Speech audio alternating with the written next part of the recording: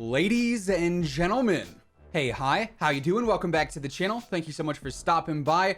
The Warzone integration with Vanguard is just a couple of days away at this point. We're coming up on that pretty quickly, and obviously a lot is going to change once that's introduced into the game, especially the meta. We're gonna have almost 40 new weapons from Vanguard to actually use and mess around with in game. And everyone right now is asking, well, what is going to be extremely good in Warzone so that I can level it up now and have it maxed out and ready to go? And while we've already talked about that a little bit in some previous videos, going over some of the better rifles, some of the better SMGs and whatnot, there is a few specific weapons that I think are just going to be as dominant as can be for a handful of different reasons, especially when we compare them versus other Vanguard weapons and what will likely be available in Warzone once the integration takes place. So today, we are breaking down a handful of the Vanguard weapons that are likely going to be very, very overpowered in Warzone. So as we go through it all, if you enjoy the video at any point, let me know by dropping a like on it. Would be seriously appreciated. And of course, if you're new here, or if you happen to be a part of the 58% of viewers who have not already subscribed, this is the best place to be for everything going on in Call of Duty. Between news, updates, class setups, tips, it is all right here each and every single day. So feel free to subscribe with your notifications turned on.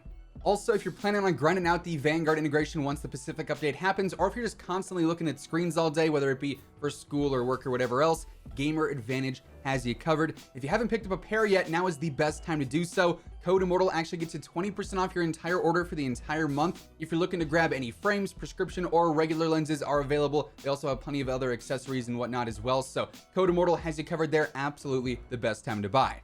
Now, as mentioned a little while back, we actually went through and talked about a handful of different weapons from Vanguard that I thought were going to be really, really good in Warzone. And for what it's worth, I still think that stands. Things like the Automaton, obviously the STG, as we already know, has insanely good damage properties in Warzone, basically the same as the Cold War AKs. Pistols like the Rat that have no fire rate cap.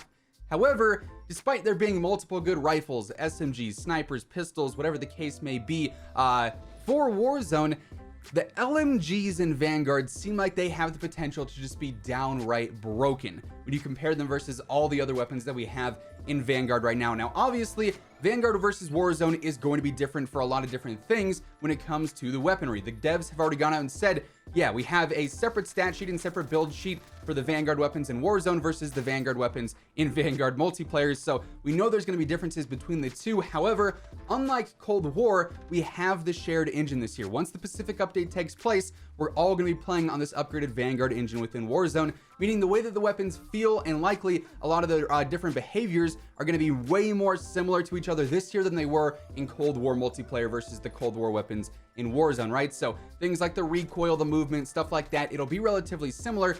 Really, all that's changing is those damage properties and, damage drop-offs and multipliers and whatnot. But still, when you go ahead and compare the LMGs versus all the other guns in the game, there's a lot of pros that they have that other guns don't have. The first big thing is that magazine size. Especially here in Vanguard, a lot of the weapons don't have great magazine size options without having some pretty severe cons like very bad mobility or very bad ADS speeds, so on and so forth. A lot of these guns have 35 round mags, 40 round mags, things like that. And while within Cold War versus the Cold War weapons in Warzone, we saw a handful of different magazine options upgraded by like 5 to 10 bullets. That's not always a guaranteed thing to happen here in the Warzone integration. So while we have weapons that have a 45 round mag as a rifle right now, if they were to have a 55 round mag, they could be a lot more meta than just having that smaller mag count. And there's no guarantee that they'll have that increased ammo count within Warzone. So you look at those weapons and they don't have guaranteed upgrades. Whereas the LMGs by default all have these pretty large magazines for the most part, and their magazine attachment options also offer pretty big increases as well. So that's the first big thing that makes them a lot more enticing to use right off the bat, because in modes like trios and quads, you want to have that large magazine because you don't have to worry about reloading mid gunfight or mid engagement and having two enemies push you while you're trying to get that reload off. So the larger magazines by default are already some huge pros that these LMGs have over pretty much every other weapon in Vanguard.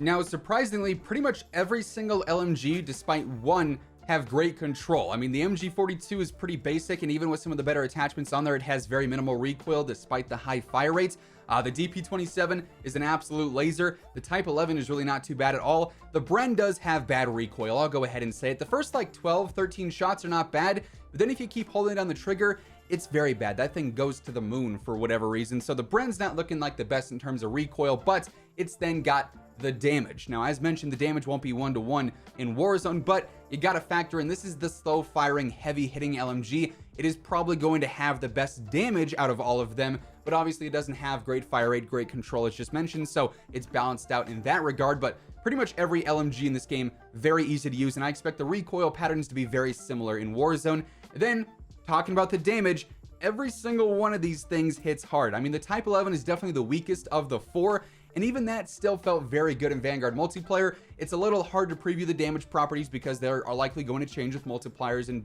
you know, damage drop-off ranges and whatnot. But just looking at how they perform in game now, they all look seriously impressive, especially the MG42 and the DP27, the dinner plate. Those are the two weapons that I think have the biggest potential to be the most dominant weapons in Warzone, at least at the start of the integration. Obviously, after we do get some playtime and we see what weapons are very good, there's probably going to be a lot of weapon tuning right out of the gate to balance out things that are incredibly busted right away, i.e. things like the combat shotgun in Vanguard multiplayer, right? So there's obviously going to be weapon tuning, but initially the DP27 and the MG42 just seem like they are going to be the absolute powerhouse beasts. I mean, MG42 versus MG82 in Warzone right now, extremely similar damage properties in their multiplayer games, extremely similar in stature within Warzone. If you were to drop the MG42 into Warzone, they're essentially the same guns, so I'd expect those two to perform very similar. Then the DP kind of just has it all. It actually got very good mobility for an LMG in Vanguard multiplayer. It also has next to no recoil, great damage. Like, it's one of the best guns in all of Vanguard MP. Imagine what it could do in Warzone when you don't really have to do all that much to make it extremely versatile and beneficial to use within Warzone. So, I mean, the LMGs in general, I think, are the most threatening weapon category, which is a surprise because obviously all the main categories for weapons in Warzone are ARs, SMGs, and snipes. We do have the occasional good weapon in other categories like, you know, the 725 at one point in time, or the snake shot magnums, or the Bruin, or the MG82, for instance. But in general, when you look at all the weapon classes versus one another, when it comes to the Warzone integration and how things will likely be implemented in terms of a couple of ammo upgrades here and there, a couple of damage changes here and there, the LMGs seem to have the most solid foundation for top tier competitive weapons.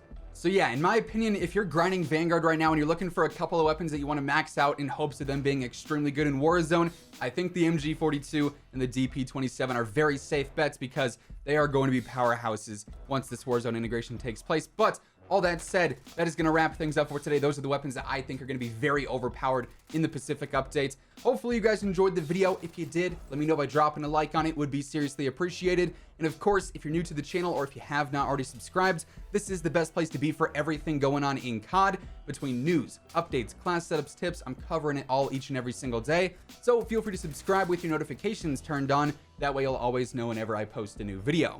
As always, if you want to check out any of my partners, be sure to use code WhosImmortal for a discount on all Scuff, G Fuel, Gamer Advantage, and Control Freak products. The links for all those can be found down in the description below.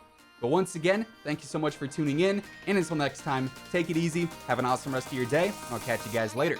Peace out.